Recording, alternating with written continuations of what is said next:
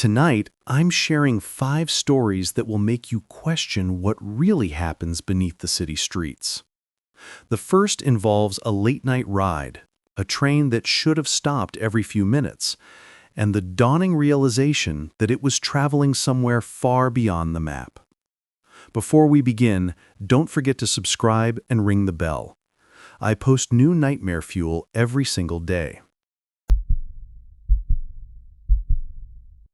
This account comes from Daniel, a 27-year-old graphic designer who lived in Queens and worked in Manhattan. He usually got off work around 6, but that night a client project had kept him late. By the time he left the office and caught the subway, it was a little after midnight. He boarded at 34th Street, Herald Square, planning to take the train back toward Queens. The platform was nearly empty, just him and 2 other people, both keeping their heads down. The usual hum of the city felt muffled down there, like even New York was asleep. When the train pulled in, Daniel stepped inside and immediately noticed how quiet it was. The car was nearly empty, just a handful of people spread out. An older woman in a wool coat, a young guy with headphones, and a man in a business suit staring blankly at the floor. Daniel slid into a seat, pulled out his phone, and tried not to think about how exhausted he was. He remembered glancing up at the subway map above the doors, tracing the line to make sure he'd picked the right one. Everything looked normal. The train rattled into motion. At first, nothing seemed wrong. They passed the first station, empty platforms flashing by, and the doors slid open briefly before closing again. The second stop came and went. No one got on. By the third, Daniel started to notice something odd. The ride between stops felt longer than usual, and when they finally did pull into the station, the platform lights seemed dimmer. The name signs were blurred with grime, hard to read through the window. He thought maybe he was just tired. But then the 4th stop never came. Minutes stretched on. The train rattled through darkness, the usual bursts of light from service tunnels growing fewer and farther between. Daniel frowned, glancing at the map again. They should have hit another station by now. He checked his phone. No signal. Not even the faint bar or 2 he usually got between stations. He looked around. The other passengers hadn't moved. The woman in the coat still sat rigid, staring straight ahead. The man in the suit still studied the floor. The kid with headphones bobbed his head slightly, but the faint, tinny beat he expected never leaked out. It was silent. The train roared on, deeper and deeper into the tunnel. After what felt like 10 minutes, Daniel stood and walked toward the doors, peering through the small window into the next car. It was empty. Completely empty. He turned back. The 3 passengers in his car hadn't shifted at all, not even a blink. Daniel's mouth went dry. He pressed the button by the door to move between cars, but it didn't respond. He tried the emergency intercom. No crackle, no sound, just dead plastic. Finally, he walked down the car, stopping in front of the man in the suit. "Hey, do you know what's going on? We haven't stopped in a while." The man didn't respond. Didn't look up. Daniel's chest tightened. He turned to the woman. "Ma'am, excuse me?" Her lips parted. For a moment he thought she'd answer, but all that came out was a long, slow exhale, like air escaping a punctured tire. Her eyes never moved. Daniel staggered back, heart pounding. The train lurched suddenly, throwing him against the pole. He grabbed on, steadying himself. Through the window, he saw something flash past, another platform, but instead of tiled walls and benches, it looked half-finished, exposed concrete, dangling wires, old wooden scaffolding, and no name signs. Then, it was gone. The train didn't slow. By now, Daniel was sweating, panic clawing at his throat. He yanked at the door again, tried the intercom once more. Nothing. He turned back toward his seat and froze. The kid with headphones was standing now. Not moving, just standing, perfectly still in the aisle, head tilted down, earbuds dangling against his chest. Daniel whispered, "What the?" The train roared louder, as if descending. He felt pressure in his ears, like they were going deeper underground than trains should go. Another platform flashed by, this one lined with old advertisements, paper faded yellow and peeling, some in styles Daniel didn't recognize, like they were decades out of date. A clock hung crooked, stopped at 3:17. He stumbled toward the window, staring. Then, in the reflection of the glass, he saw something that made his skin crawl. The reflection didn't match. He raised his hand to the window. In the glass, his reflection stayed seated, staring blankly ahead like the other passengers. His real hand trembled in the air. The reflection's hand didn't move. Daniel yanked his hand back. The reflection didn't change. The train plunged on. Finally, after what felt like hours, the lights overhead flickered, the car groaned, metal screeching, and then, without warning, the train slammed to a halt. Daniel was thrown forward, hitting the pole hard. When he looked up, the other passengers were gone. The car was empty. Every seat. Every corner. He stumbled to the window. Outside, a platform stretched long and silent, tiled walls cracked and stained. No signs, no posters, just endless shadows. The doors hissed open. Daniel stared at the black platform, heart hammering. And from the far end, in the silence, came the faint sound of footsteps. He didn't wait to see who or what it was. He stayed in the car. The doors eventually shut. The train lurched again, carrying him forward into the dark. He doesn't remember how he got out, only that the next thing he knew, he was standing on the street outside a station miles from home, no memory of walking there. His phone showed 4:12 a.m. To this day, Daniel won't ride the subway at night. He takes the bus even if it takes twice as long. He says he still dreams about the reflection that didn't move and the footsteps that got closer. This one begins with a worker doing his job after hours on a closed platform, and by the end, you'll understand why he never answers voices underground if he can't see the mouths they're coming from. Let me ask you, if you were alone underground and heard your name from a sealed platform, would you answer or walk on? Subscribe and ring the bell. I post new nightmare fuel every single day. This account comes from Hector, 38 at the time, third-generation transit. His grandfather laid rail, his dad ran signals, and Hector worked nights as a maintenance tech. Track inspections, camera checks, emergency lighting. He always said the tunnels had their own weather. Wind with no source, cold pockets that sat where no cold should, a taste of iron and damp that followed you home in your nose. He liked the hours, the quiet, the feeling that the city above could do whatever it wanted while he kept its spine intact. The job that night was simple on paper. The agency had flagged a dead camera feed in a stretch between two active stations and routed him to check the cabinet in person.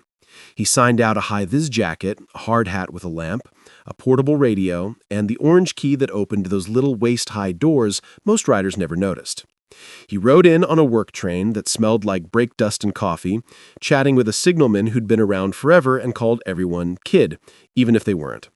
When the car stopped in the darkness short of the next live station, Hector stepped down onto ballast, lamp beam catching mica glitter in the stone.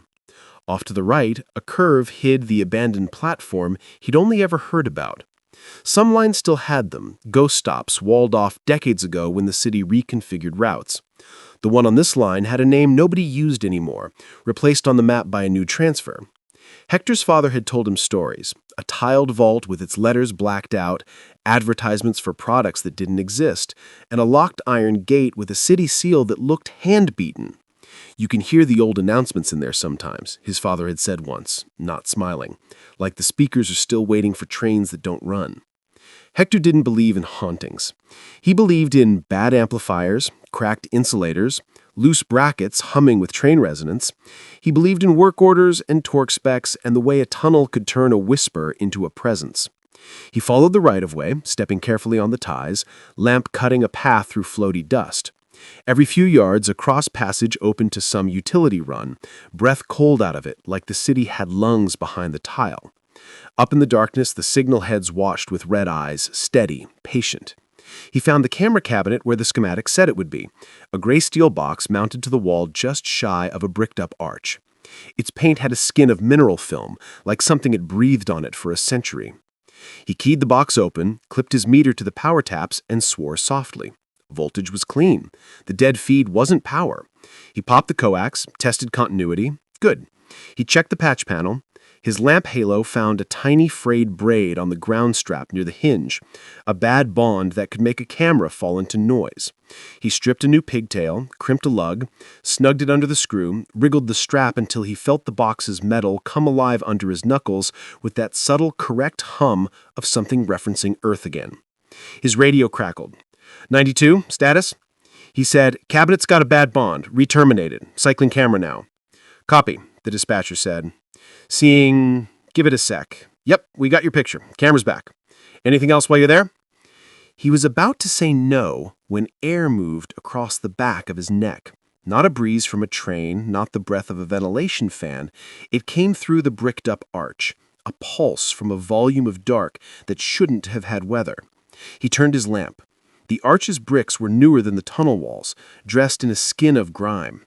Someone, long ago judging by the flaking paint, had stenciled a warning on the bricks, no access.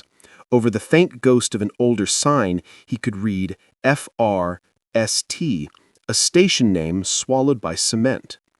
Hold one, he said into the radio without thinking. He took 2 steps toward the arch and listened.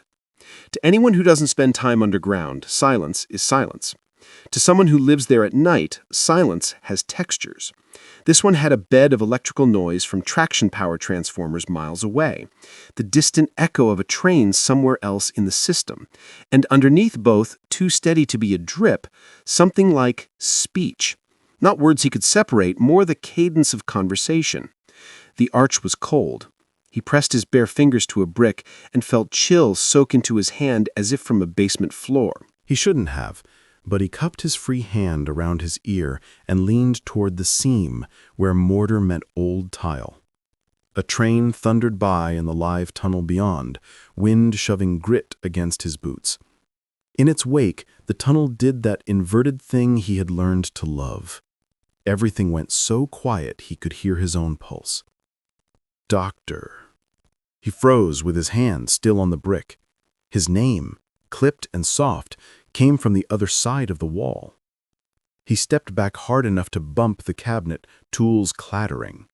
His radio hissed as if in sympathy. He aimed his lamp into the arch as if the dead bricks might open. 92, the dispatcher said. You still up?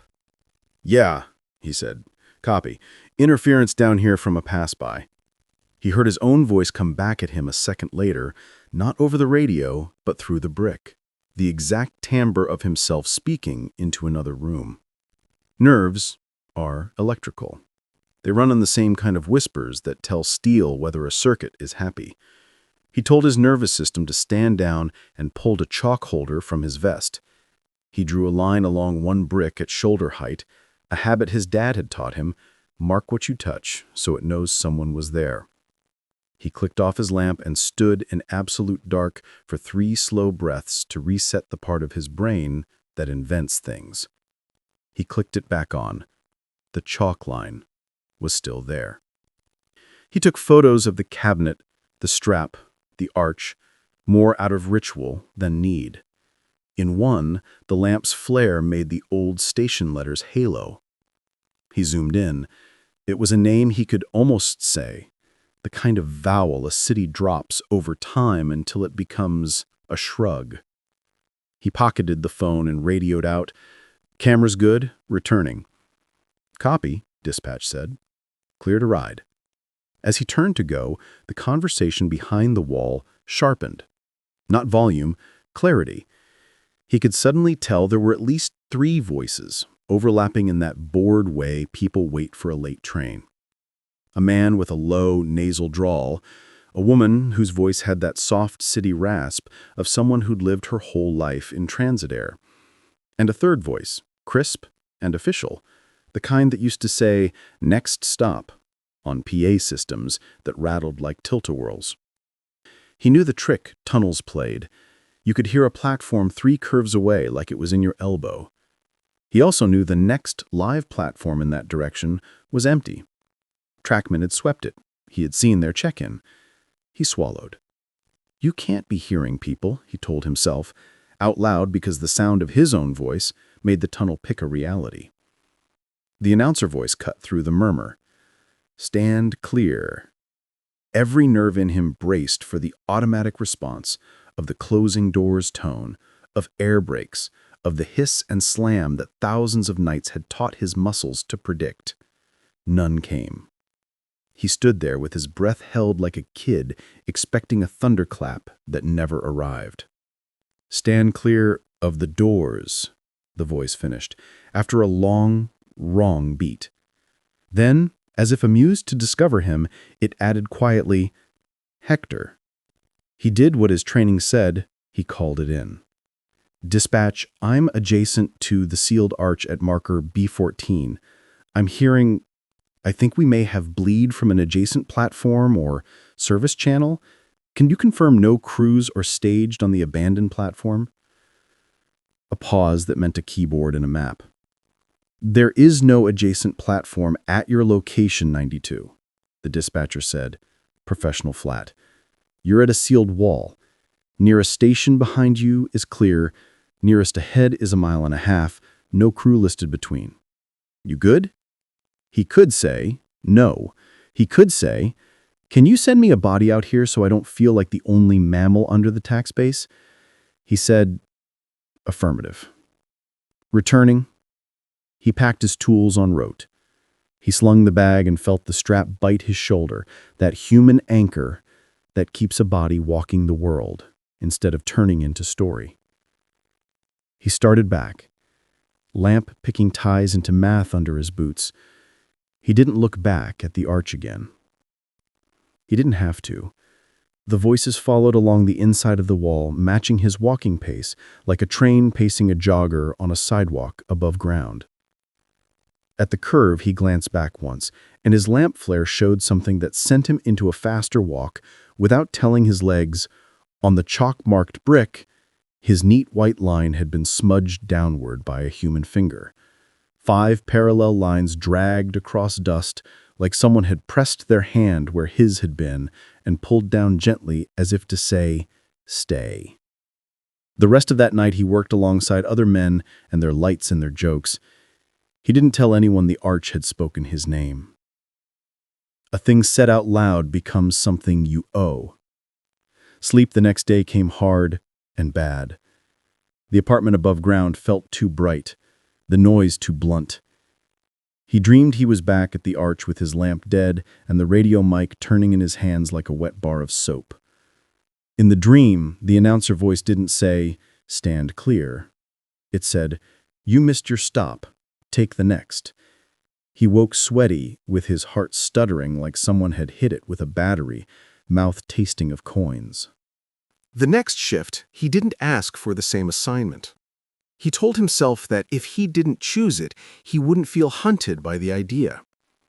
The scheduler smiled at chance and put him on that same segment, post-repair camera verification, and an inspection walk to a joint bar 2 spans past the arch. He rode out quiet.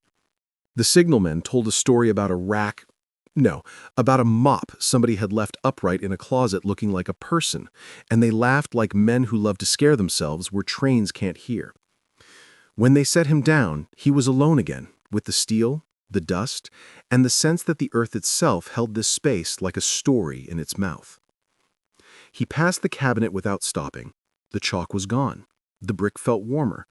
He made himself put his palm flat to it anyway, because superstition grows like mold in the dark unless you scrub it with action. He counted to 5 out loud. He took his hand away. Behind the wall, a hand knocked, not loud, polite. 2 knocks, a pause, then 1, a rhythm that asked a question. His radio hissed the sound of an open carrier. 92, the dispatcher said, "You're sitting on my map." "I'm moving," he said, and forced his feet to do what he told them. At the joint bar, he crouched and did real work. Checked bolt torque, tapped the web with a hammer to listen for cracks, measured a hairline spall he'd flagged last quarter that had not changed. The beauty of metal is that it tells the truth if you speak its language. It steadied him. On his way back, he heard the first platform sound every transit kid knows by heart, that pressurized sigh of doors releasing before a train's breath. It came from the sealed side. At the exact same moment, a wind came from the arch, lifting grit from the ballast and sweetening the tunnel with that faint hot smell of brakes that tells you a consist has arrived. The brick face threw a ghost of fluorescent light onto his boots. He did not look at his watch because he already knew the time. Above ground, he said, you get a sense for regularity. Underground, you learn the irregular schedule of the wrong things. It was 3:17 a.m., the stopped clock he had seen in Daniel's story You Haven't Heard From Me. It was the time his father used to come home when Hector was 8. It was a number the tunnels liked. His lamp stuttered once and held. Voices rose behind the wall. This time they were close enough that his brain started trying to put faces to them. The drawl belonged to a man in a cap chewing gum. The rasp belonged to a woman with chipped red polish. The announcer belonged to no one with a face. He pressed his ear to the brick despite every training slide he had ever been shown about never putting flesh on infrastructure. The tile on the hidden side sounded like a room. "Hector," the announcer said, like trying a word in a new mouth. "Doors open." He stepped back so fast his heel caught a tie and he sat down stupidly. His butt found ballast. His lamp swung and threw wild geometry on the steel. He had never in his adult life wanted to run from his job. He wanted to be anywhere but between that wall and the live rail behind him. He stood. He said into the radio, voice level because pride is weird, "Dispatch, can you confirm traction is powered normal in my segment?" "Normal," dispatch said. "All indications green." "Copy," he said, and heard himself pretending to be a man who did not have goose flesh in his bones. From behind the wall, a PA squawked with the old analog distortion of a diaphragm long past best use. A melody that didn't belong to this system played 3 notes, enough to be almost recognized, the way a childhood song comes back wrong in a grocery store aisle. The woman's voice rode over it, now at his ear. "He can hear us." The gumshoer. "He knows his way." The announcer almost kind. "Stand clear." That last phrase unglued the piece of him that had stayed hinged, because a command delivered the same way all his working life meant do what it says without arguing. He stepped back because language is a lever. His boot hit his chalk holder and snapped it off his vest. The chalk skittered across ballast and bumped against the brick, and there, everyone has a threshold, his anger came up, not at the voices, but at himself for letting air move him. He picked up the chalk, clicked it out, and wrote his name in big letters on the brick, each stroke loud in the tunnel. Hector. He drew a box around it like a kid claiming space with crayons. "Now you know mine," he said to the wall, a little too loud. "I don't know yours. If you need help, call through the radio like everyone else." Silence came down like a curtain, heavy. A train rushed past in the live bore, a gloss of air and a percussive beat on the web of the rail. When its tail noise died, the icons of tunnel life, the drip, the buzz, reasserted their jurisdiction. He went home at dawn with grit in the fold of his eyelids and the kind of fatigue that makes your bed look like a promise. He slept without dreaming. He did not tell his dad. He did not tell the signalman. He told me later, and I am telling you now, because some stories carry warnings the way signs do, not to stop you, just to make you consider where you put your ear. 2 weeks later, a supervisor asked him to join a walkthrough for a contractor bidding on mitigation in that stretch. It was daylight work, which felt like cheating, as if the tunnels were gentler in crude sunlight spilling down stairwells. The crew clipped on harnesses and everyone talked too loud to make the dark smaller. They reached the arch and found the new brass plate the agency had set into the brick to deter graffiti. The plate read, "Historic Structure, Sealed, Do Not Tamper." Hector looked for his chalk name, expecting it scrubbed. The chalk was gone, of course. But the brick where he had written had a faint, oily, darker rectangle exactly the size of his box, as if his name had soaked backwards through stone and laid down in reverse on tile he would never see. He didn't press his hand there. He didn't need to. He already knew the feel. That night, when he went to shave before his shift, he noticed something on the inside of his hard hat, where the sweatband met the shell. Written in chalk, in a hand not his, smaller than he would have written because the space was tight, 2 words, smudged by damp, "Stand clear." He wiped them with his thumb, and they came away into his skin and wouldn't wash off in the sink. Later, underground, he held his hand up at the edge of his lamp and the chalk shone in a way that chalk does not. He still works nights. He still fixes the things that break and tapes the things that want to buzz. He still passes the arch. When he hears voices that sound like a platform full of commuters, he keeps walking. "If I can't see a mouth, it's not for me," he says now. He wears the hard hat with the words scrubbed off, but it doesn't matter. Once you've heard your name from the far side of a bricked station, you carry the voice in your pocket like a token anyway. Before you go, subscribe and ring the bell. I post new nightmare fuel every single day. Until then, if you can't see who's speaking, don't stand in front of the doors. The third begins with a commuter noticing something strange in his reflection, something that didn't move when he did. By the end, you'll understand why he still refuses to sit by the windows underground. And before we start, if stories like this make you second-guess your next late-night ride, subscribe and ring the bell. I post new chilling encounters every single day. This account comes from Adrian, a 32-year-old IT contractor who commuted daily between Brooklyn and Midtown. He wasn't easily rattled, spent too many years riding packed trains with strangers pressed against him to flinch at odd behavior. But he swears this wasn't behavior. This was something else.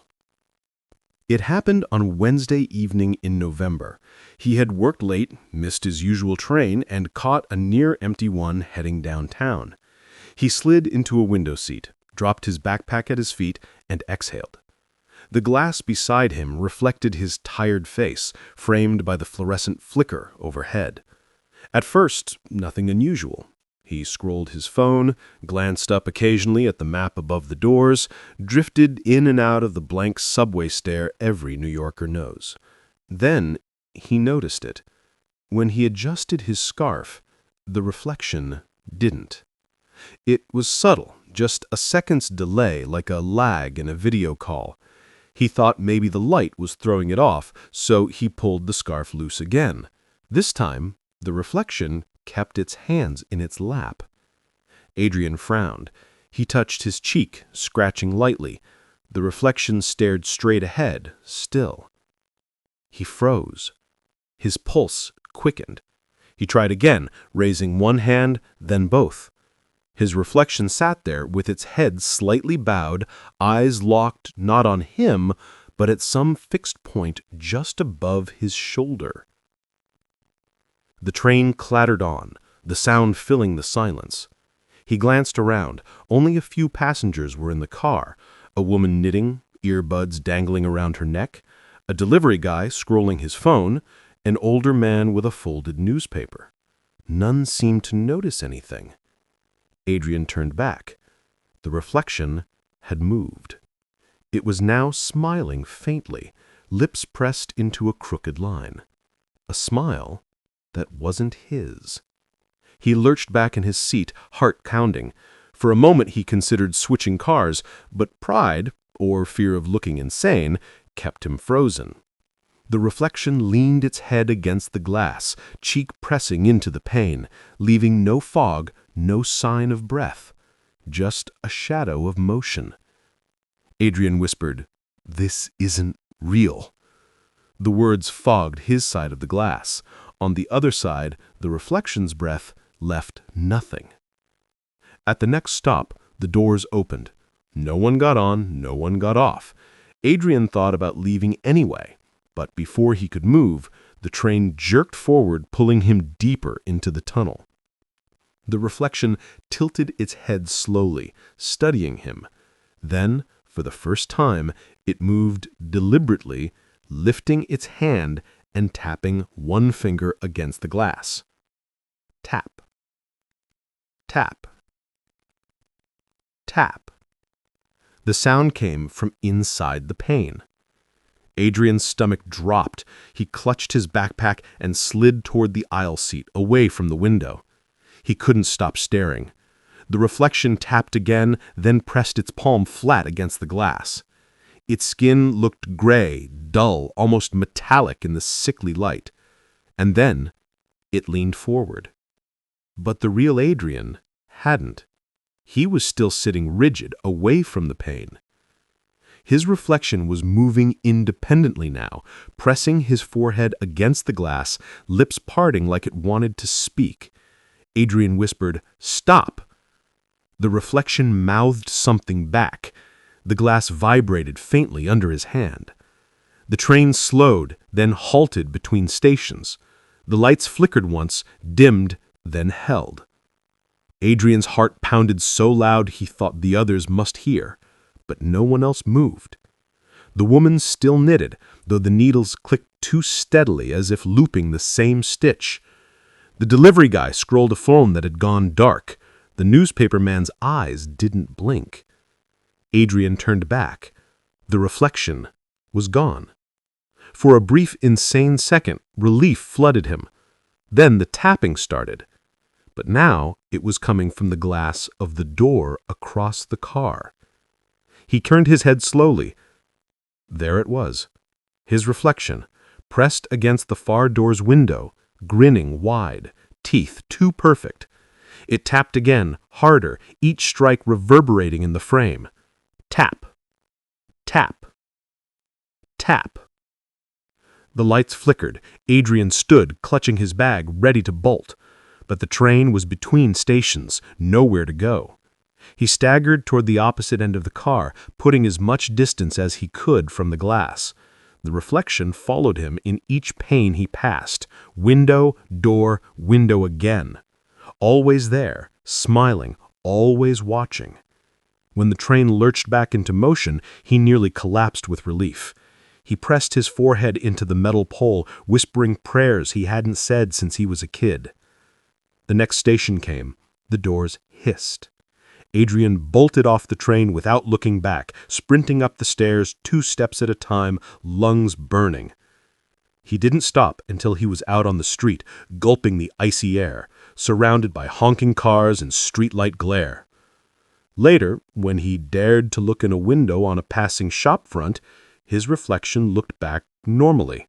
Same tired eyes, same scarf, no delay. But he swears the glass on the train had carried something else. And he never again sat by a window underground. The fourth story begins with a woman boarding what she thought was just another quiet late-night train, but by the end, you'll understand why she refuses to ride alone anymore. And before we begin, if these stories make you think twice about your next commute, subscribe and ring the bell. I post new nightmare fuel every single day. This account comes from Vanessa, 29 at the time, working as a paralegal in downtown Manhattan. She normally left work around 6, but that night she stayed late drafting filings, and by the time she clocked out, the office tower was nearly empty. She hurried to the subway, relieved to see the station still lit with the harsh safety glow that made everything look both safe and sterile.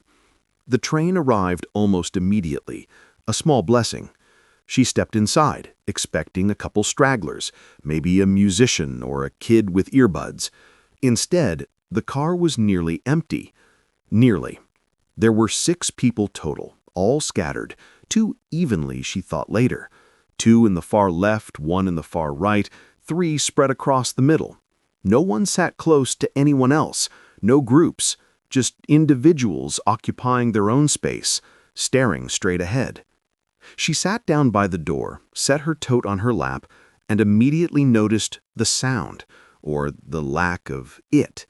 Usually, subway cars had a constant background hum, chatter, phones buzzing, the rhythmic rattle of wheels. Tonight, she heard only the mechanical grind of the train. No typing, no shuffling, no throat clears.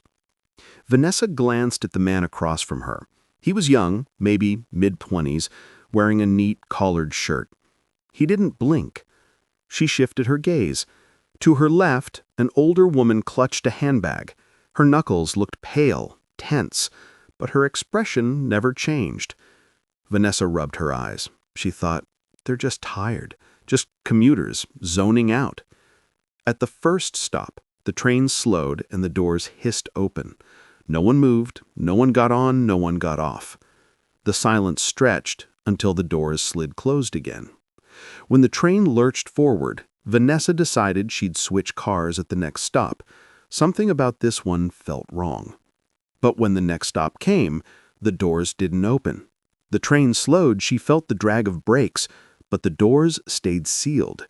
The digital sign above the door flickered, then went blank. Vanessa pressed the silver button beside the door. Nothing. She tried the manual release handle, but it wouldn't budge. Her stomach tightened. She looked around. None of the other passengers reacted. They sat frozen, eyes forward. "Excuse me?" Vanessa said, voice trembling. "Is anyone else seeing this? The doors didn't open."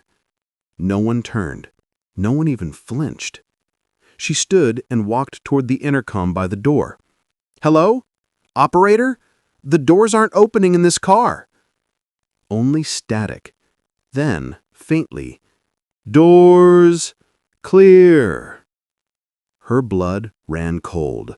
The announcement system, but warped, crackling as though the speaker was underwater. The passengers stepped forward again. She bolted to the nearest door and hammered it with her fists. "Let me out!" The train slowed. She felt it, the familiar deceleration that should have meant a station. The digital sign flickered again. Letters scrambled, nonsense symbols, fragments of words. The doors stayed shut. The passengers stepped again. Now only a few feet away. Their eyes were vacant, expressions neutral, but their synchronized movements made her stomach turn. The train screeched as if pulling into a stop. She braced herself, praying. And then, mercifully, the doors hissed open. Vanessa didn't hesitate. She sprinted through, nearly colliding with a man waiting on the platform. She turned back once. The passengers inside the car had returned to their seats, sitting as if nothing had happened. The doors shut. The train pulled away. She stood there on the platform, gasping, people brushing past her, giving her strange looks. When she tried to explain it later, to a friend, to her boss, to herself, it always fell apart in the retelling. A stuck door, strange passengers, maybe exhaustion. But she knows, because sometimes when she dreams, she's back in that locked carriage, and the lights are flickering, and 6 pairs of feet are stepping forward in unison. The last story begins with a train full of strangers plunged into total darkness, and by the end, you'll understand why some riders still avoid sitting in the middle cars. And before we begin, if stories like this keep you on edge, subscribe and ring the bell. I post new true-style horror stories every single day. This account comes from Tasha, a 25-year-old graduate student who commuted late from her night classes back to the Bronx. She was used to the subway, its grime, its characters, its unpredictability. But this was the first time it had ever betrayed her in a way she couldn't explain. It was late November, bitter cold above ground, her breath fogging as she descended the station stairs. The tunnels had that damp smell of iron and oil, mixed with faint bleach from half-hearted cleaning. She boarded the train just before midnight. To her surprise, the car was nearly full. Night shift workers, students like her, a couple of people dozing, one guy with a guitar case, the usual cross-section of city life. She sat near the middle, pulled her scarf tight, and sank into her seat. She remembered the buzz of conversation, the squeak of sneakers on tile as the doors closed. For once, the atmosphere felt almost safe, a crowd enough to keep her alert but not tense. The train rattled into the tunnel. Fluorescents overhead buzzed with their sickly light. Tasha pulled out her notebook to review her notes, resting it on her lap. Then it happened. A flicker, a pause, and darkness. The entire train went black. Gasps erupted. Someone cursed. The sound of metal wheels on tracks thundered louder now that sight was gone. Tasha gripped the pole beside her, heart pounding. She told herself, it happens, power cuts, backup lights will come on. But no backup lights came. The dark was absolute, thick, smothering, the kind of dark that erases depth perception, makes you unsure whether your eyes are open at all. People muttered nervously. A man's voice called out, "Hey, anyone got a phone light?" Several did. Small rectangles of glow flickered on, weak halos against the black. But each phone cast only a few feet.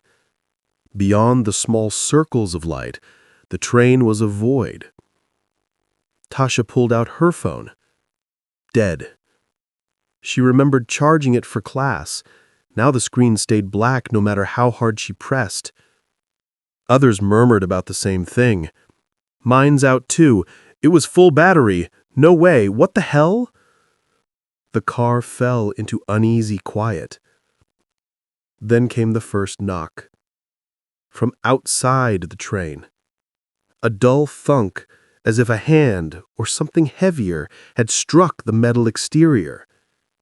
People froze. Another knock, closer this time.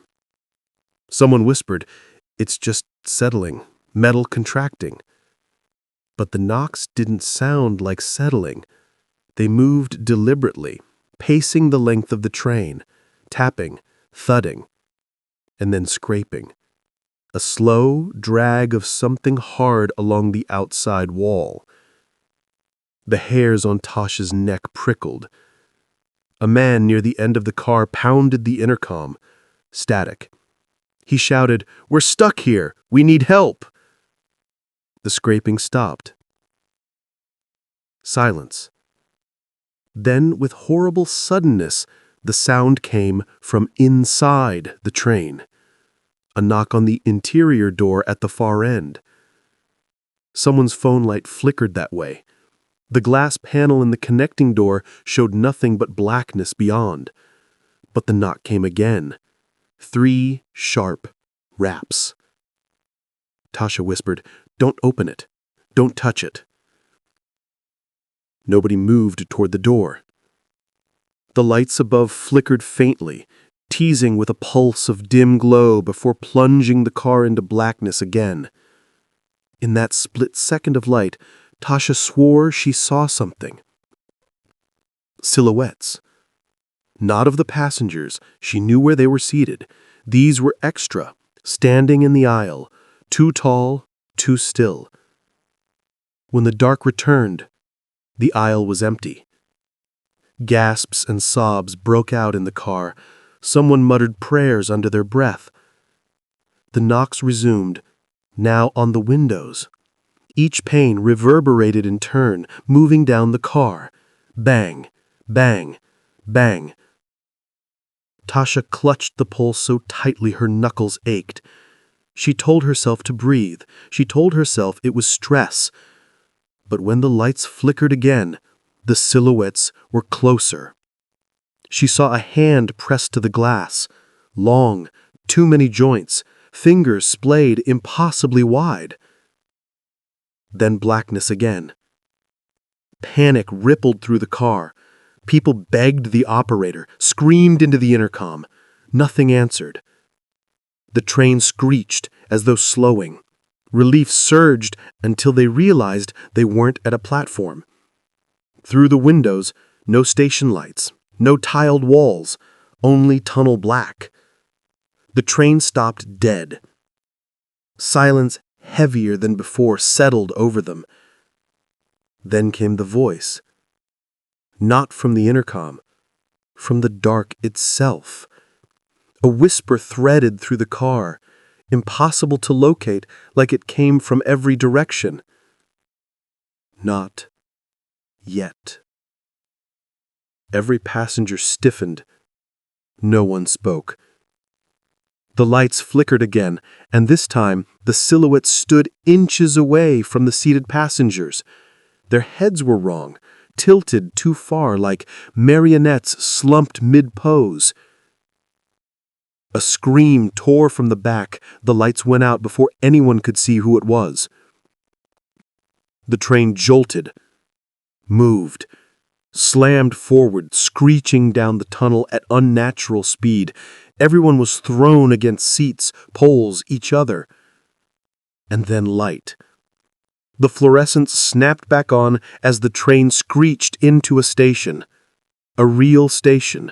Normal, tiled, fluorescent glow. The doors opened. Without hesitation, every passenger bolted, shoving, stumbling, scrambling to escape. Tasha ran with them, sprinting up the stairs until her lungs burned. On the street above, they stood gasping, scattered, strangers who would never speak of it. When Tasha looked at her phone again, the battery was back, 76%, glowing cheerfully as if nothing had happened. She rides buses now when she can.